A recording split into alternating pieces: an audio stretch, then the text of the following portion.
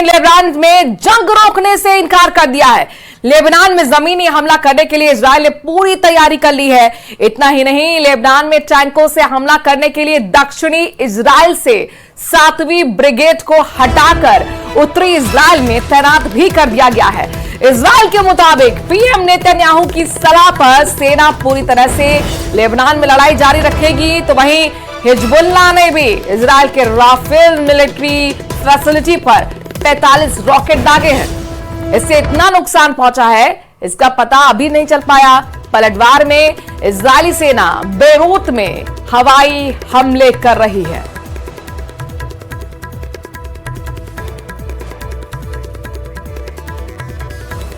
तो इजराइल को अच्छी तरह से पता है कि जब तक ईरान हमास और हिजबुल्लाह का साथ देता रहेगा तब तक इजराइल जंग नहीं जीत पाएगा। यही वजह है कि इजराइल ने अब ईरान को सीधी धमकी दे दी है।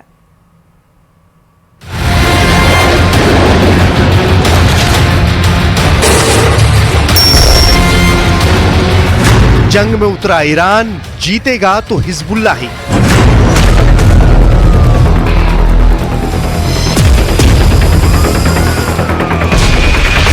ईरान के सुप्रीम लीडर अली खामनेई ने जैसे ही ऐलान किया कि इजराइल और हिजबुल्लाह की जंग में हिजबुल्लाह ही जीतेगा,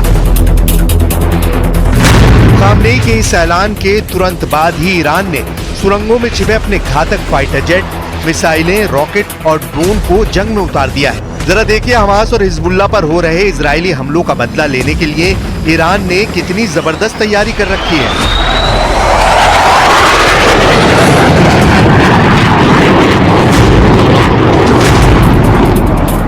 इधर इजराइल यूएन से लेकर पूरे मिडिल ईस्ट में यही दावा कर रहा है कि अगर हिजबुल्लाह और हमास का सफाया नहीं करा तो 2 साल में इजराइल का वजूद मिडिल ईस्ट से खत्म हो जाएगा।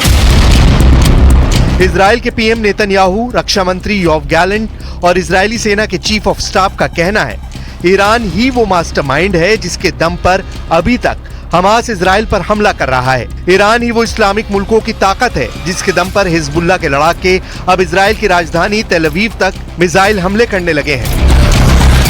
इजरायली सेना ने इसी खतरे को देखते हुए पिछले 5 दिनों में दक्षिणी लेबनान और लेबनान की राजधानी बेरूत में भयंकर हवाई हमले किए हैं। अब तक इजरायली सेना हिजबुल्लाह के 1800 ठिकानों को तबाह कर चुकी है, जिसमें 620 से ज्यादा हिजबुल्लाह लड़ाके और लेबनानी नागरिक मारे गए हैं। हम आपको पूरी डिटेल के साथ बताएंगे कि ईरान इजराइल में किस तरह से जंग करने जा रहा है और क्यों। मिडिल ईस्ट के 16 मुस्लिम देशों से पंगा लेना इजराइल पर भारी साबित होने जा रहा है। लेकिन पहले ये जान लीजिए कि इजरायली सेना हिजबुल्लाह से अब तक किस तरह की जंग कर रही है।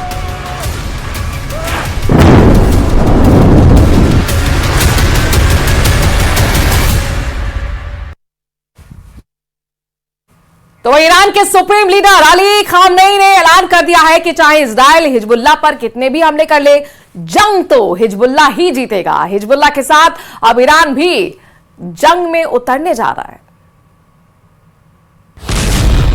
मरते दम तक युद्ध, अब जमीन पर होगा फैसला। इजराइल के प्रधानमंत्री बेंयामिन नेतन्याहू ने फिर ऐलान कर दिया है कि हिजबुल्लाह से किसी भी तरह का युद्ध विराम नहीं होगा। बेंयामिन नेतन्याहू ने साफ कहा है कि युद्ध विराम की खबरें पूरी तरह से झूठी हैं। नेतन्याहू ने लेबनान पर अब जमीनी हमले करने की कस्में खाई हैं। वहीं इजराइल के विदेश मंत्री इजराइल कात्स ने साफ कहा है कि 21 दिन तक कोई युद्ध विराम नहीं होगा। अमेरिका और फ्रांस के प्रस्ताव को इजराइल नहीं मान सकता है। इधर इजराइल ने दक्षिणी लेबनान पर भीषण जमीनी हमले की पूरी तैयारी कर ली है। सैकड़ों मरकावा टैंक दक्षिणी लेबनान में घुसने जा रहे हैं। F-16 और F-35 जेट से इजराइल बड़े हमले बेरूत पर करने जा रहा है। इजराइल ने तो यहाँ तक कह दिया है कि अगर ईरान ने इजराइल पर हमला किया तो ईरान बर्बाद हो जाएगा। The linkage that Iran decided to do between Hezbollah and Hamas, the linkage that the Iranian regime did between Hezbollah and Hamas, holding the Lebanese people hostage, that's not done. You don't start a war with Israel just because you want to show sympathy for the atrocities of Hamas. इधर Iran के supreme leader Ali Khamenei ने Israeli हमलों पर भयंकर पलटवार का मन बना लिया है। ईरान ने गुप्त सुरंगों और बंकरों में भरे हजारों मिसाइलों, रॉकेट, ड्रोन को जंग में उतार दिया है। इजराइल को भी भनक लग चुकी है कि ईरान हिजबुल्लाह को बचाने के लिए इजराइल पर बड़ा हमला कर सकता है। ईरान के पास लंबी दूरी की बैलिस्टिक मिसाइलें भरी पड़ी हैं। कुछ दावों के मुताबिक 2 लाख से ज्यादा मिसाइलें ईरान के पास हैं, जबकि ईरान के ड्रोन के बारे में इजरायली सेना को भी अंदाजा नहीं है कि वो कितनी संख्या में है। ईरान की IRGC का साफ कहना है कि वो इजराइल पर ऐसा हमला कर सकता है जिसकी कल्पना इजराइल ने भी नहीं की होगी।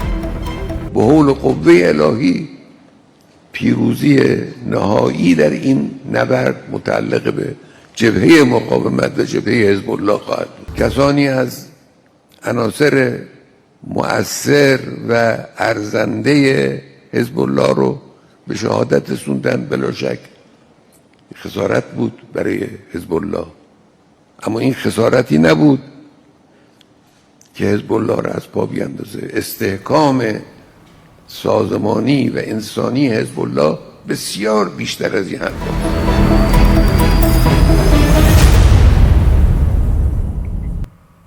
इजरायली सेना को भी अंदाजा नहीं है कि वो कितनी संख्या में है। ईरान की IRGC का साफ कहना है कि वो इजराइल पर ऐसा हमला कर सकता है जिसकी कल्पना इजराइल ने भी नहीं की होगी। हिजबुल्लाह ने बिछाया मौत का जाल। ऐसा नहीं है कि इजराइल को एहसास नहीं है कि लेबनान में घुसकर जमीनी हमला करना इजरायली सेना पर कितना भारी पड़ सकता है। भयंकर हमलों का सामना कर रहे हिजबुल्लाह ने उत्तरी इजराइल पर जबरदस्त हमले किए हैं। खबरों के मुताबिक उत्तरी इजराइल पर हिजबुल्लाह ने 45 से ज्यादा कत्यूशा रॉकेटों से हमला किया है। इधर भयंकर जंग से इजराइल के अंदर भी कोहराम मचना शुरू हो गया है। लेबनानी न्यूज साइट अल मयादीन ने इजरायली अखबार येडियोत एहरोनोत के हवाले से ऐसा सनसनीखेज दावा किया है जिसने हिजबुल्लाह पर इजरायली हमलों पर सवाल खड़े कर दिए हैं। इजरायली अखबार येडियोत एहरोनोत में साफ लिखा गया है कि हिजबुल्लाह से जंग इजराइल को बहुत भारी पड़ने जा रही है। अगर उसने लेबनान पर जमीनी आक्रमण शुरू किया तो इजराइल हिजबुल्लाह के बिछाए मौत के जाल में फंस जाएगा। इजरायली अखबार येडियोत एहरोनोत का दावा है कि ये गोपनीय रिपोर्ट PM नेतन्याहू को भेजी जा चुकी है। ये गोपनीय रिपोर्ट ऐसे समय में आई है जब लेबनान की सीमा पर इजराइल ने 2 रिजर्व ब्रिगेड को बुलाने की घोषणा की है। लगभग 50,000 रिजर्व इजरायली सैनिकों को बुलाया गया है। हालांकि इजरायली अखबार येडियोत को शक है कि इजरायली सेना की 98वीं डिवीजन उत्तरी सीमा की तरफ से हिजबुल्लाह पर जमीनी हमले करेगी। כאן למעלה, אנחנו תוקפים כל היום, גם כדי להכין את השטח לקראת האפשרות של הכניסה שלכם, וגם כדי להמשיך לפגוע בחיזבאללה. חיזבאללה היום הרחיב את מעגל האש שלו, בהמשך היום יקבל מענה חזק מאוד. אתם תתכוננו, והיום נמשיך. ואנחנו לא עוצרים, ממשיכים לתקוף, וממשיכים לפגוע בהם בכל מקום.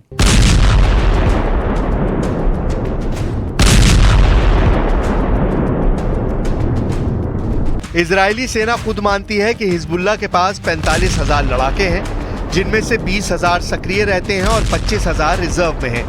हमास के विपरीत हिजबुल्लाह के पास शक्तिशाली मिसाइलों और रॉकेटों की सीरीज मौजूद है, जिसकी संख्या वॉशिंगटन में मौजूद वॉर एक्सपर्ट्स के मुताबिक 2 लाख तक है। हिजबुल्लाह के 2 लाख मिसाइल और रॉकेट इजराइल के शक्तिशाली एयरफोर्स और मिसाइल रक्षा नेटवर्क को पूरी तरह से तबाह कर सकते हैं। अब आप ये भी जान लीजिए कि क्यों हिजबुल्लाह का आत्मविश्वास इतना ज्यादा बढ़ा हुआ है कि वो इजराइल से लंबी जंग लड़ने को तैयार है। असल में यहूदी देश इजराइल मिडिल ईस्ट में 16 मुस्लिम मुल्कों से घिरा हुआ है, जिसकी वजह से इजराइल को लगता है कि अगर Hamas, Hezbollah, Houthi, Iran, Iraq को काबू में कर लिया जाए तो इजराइल का वजूद बचा रहेगा। जरा इसे इस तरह से समझिए। मिडिल ईस्ट के नक्शे पर आपको जो देश दिखते हैं उनमें एक तरफ यहूदी देश इजराइल है, दूसरी तरफ मुस्लिम मुल्क बहरीन, ईरान, इराक, फिलिस्तीन, Jordan, Kuwait, Lebanon, Oman, Qatar, Saudi Arab, Syria, UAE और यमन है।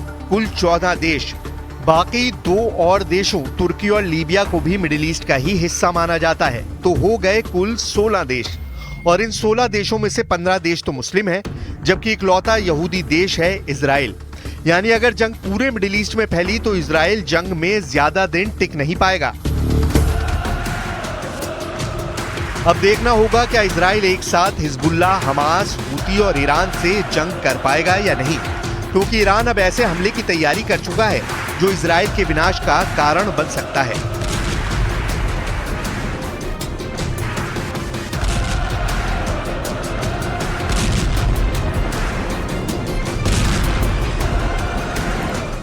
गाजा और लेबनान एक के बाद इजराइल के और फ्रंट पर युद्ध में उलझ गया है। ये नया फ्रंट इराक में खुला है, जहां से उत्तरी इजराइल के हालात शहर में मिसाइल हमला हुआ है। इजराइल पर मिसाइल स्ट्राइक करने वाले इस्लामिक रेजिस्टेंस के लड़ाके हैं। इस बीच हमास चीफ सिनवार के सफाए का दावा भी किया गया है।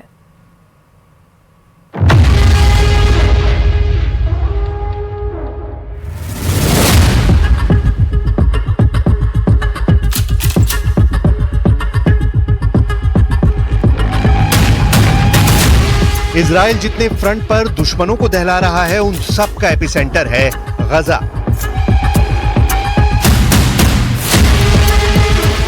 जहां बारूद की मात्रा नेतन्याहू कभी कम नहीं पड़ने देते। वजह है गजा में बैठा इजराइल का दुश्मन नंबर 1,